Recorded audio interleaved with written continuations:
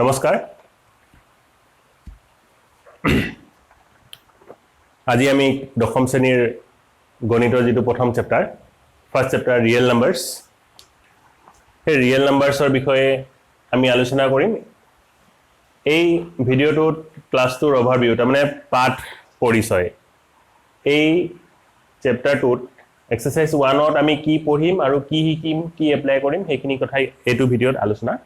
কৰিম যেহেতু পাঠটোত আমি ৰিয়েল নাম্বাৰছ বা বাস্তৱ সংখ্যা সে আমি ৰিয়েল নাম্বাৰছৰ বিষয়ে জনাটো অত্যন্ত দৰকাৰী আৰু বহুত ক্ষেত্ৰত এই পাঠটো বহুত ছাত্ৰ ছাত্ৰীয়ে টান পায় কঠিন পোৱাৰ কাৰণটো হ'ল যে তেওঁলোকক বাস্তৱ সংখ্যাৰ ধাৰণা নাথাকে আৰু এই পাঠটোৰ লগত পূৰ্ব জ্ঞান তাৰমানে আগৰ প্ৰিভিয়াস নলেজ ৰিয়েল নাম্বাৰছৰ প্ৰিভিয়াস নলেজ পূৰ্ব জ্ঞান ধাৰণা নাথাকিলে এই পাঠটো বুজাত আৰু গণিত বিলাক কৰাত মেথছ বিলাক কৰাত ছাত্ৰ ছাত্ৰীসকলে প্ৰবলেম পাবই তো হে ৰিয়েল নাম্বাৰ কি হে বিষয়ে বুজিবৰ কাৰণে মোৰ আৰু এটা ভিডিও ইতিমধ্যে বনাইছো সেই ভিডিওটোত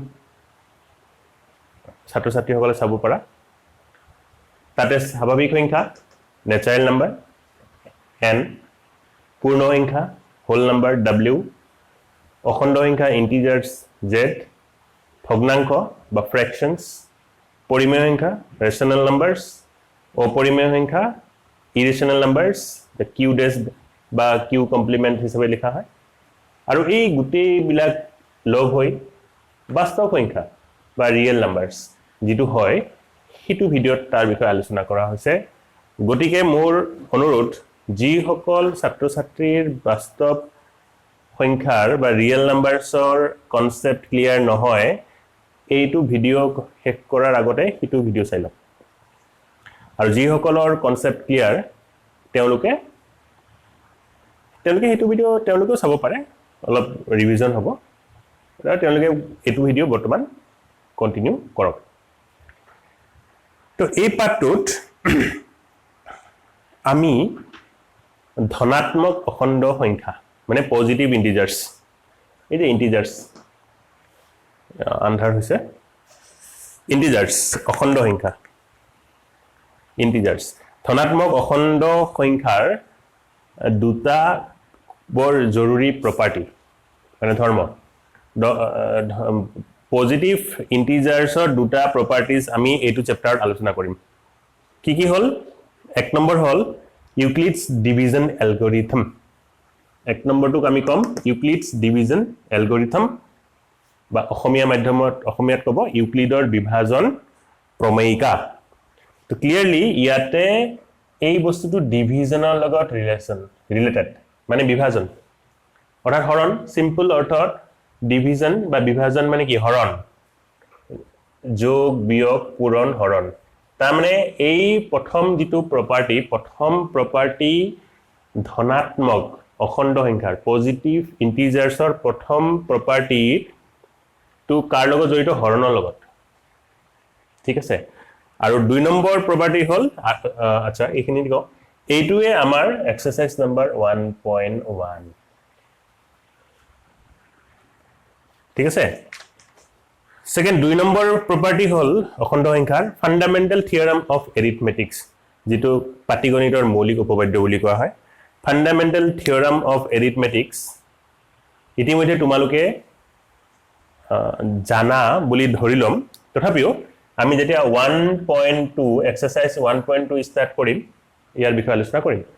ফান্ডামেন্টাল থিওৰাম অফ এৰিথমেটিক্স বা পাটিগণিতৰ মৌলিক উপপাদ্যটোৱে কৈছে যে যি কোনো যৌগিক সংখ্যাক আমি মৌলিক সংখ্যাৰ গুণফল হিচাপে প্ৰডাক্ট গুণফল হিচাপে লিখিব পাৰো any composite number can be expressed remember any composite number can be expressed as a product of primes এতিয়া হি যে মৌলিক যৌগিক primes আৰু composite number কি আছে সেইবিলাক আমি পিছত ডিসকাস কৰিম ইয়াৰ লগত ডিসকাস কৰিম ইয়াৰ আকৌ দুটা বৰ জৰুৰী প্ৰয়োগ আছে এই ফান্ডামেন্টাল থিওৰাম অফ এৰিথমেটিক যেটো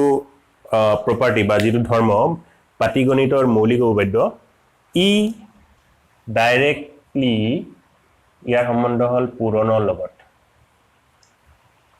ইয়াৰ সম্বন্ধ হৰণ বা ডিভিজনৰ লগত ইয়াৰ সম্বন্ধ পূৰণ বা মাল্টিপ্লিকেশন ইয়াৰ সম্বন্ধ কাৰ লগত মাল্টিপ্লিকেশনৰ লগত আৰু ইয়াৰ দুটা প্ৰপাৰ্টি কোড ব্যৱহাৰ হ'ব এটা হ'ব এক্সাৰসাইজ 1.3 যত আমি এইবিলাক যেনেকৈ √2 √3 √5 ইত্যাদিবোৰক অপৰিমেয় বুলি প্ৰমাণ কৰিম তাত এটো এপ্লাই হ'ব আৰু এটা আমি নেক্সট এপ্লিকেশন টু হ'ব এক্সাৰসাইজ 1.4 যত পৰিমেয় সংখ্যাৰ দশমিক বিস্তৃতি আমি আলোচনা কৰিম দশমিক বিস্তৃতি মানে ডেসিমেল এক্সপানশন ডেসিমেল এটা পৰিমেয় সংখ্যাৰ ডেসিমেল এক্সপানশন টু তোমালোকে ক্লাস 9 ত পাইছা এইবিলাক শব্দ terminating non terminating but recurring non terminating non recurring class 9 ত পাইছা আমি 1.4 ত আৰু অলপমান ডিটেইলছত আলোচনা কৰিম অসমীয়াত ক'লে পৰিসমাপ্ত অপৰিসমাপ্ত পৌনঃপুনিক ৰিপিট কৰি থাকে অপৰিসমাপ্ত অপৌনঃপুনিক হেতু অপৰিমেয় সংখ্যাৰ কাৰণে ঠিক আছে সো এই যে ফান্ডামেন্টাল থিওৰাম অফ এৰিথমেটিক বা পাটিগণিতৰ মৌলিক উপপাদ্যটো আছে ইয়াৰ সেকেন্ড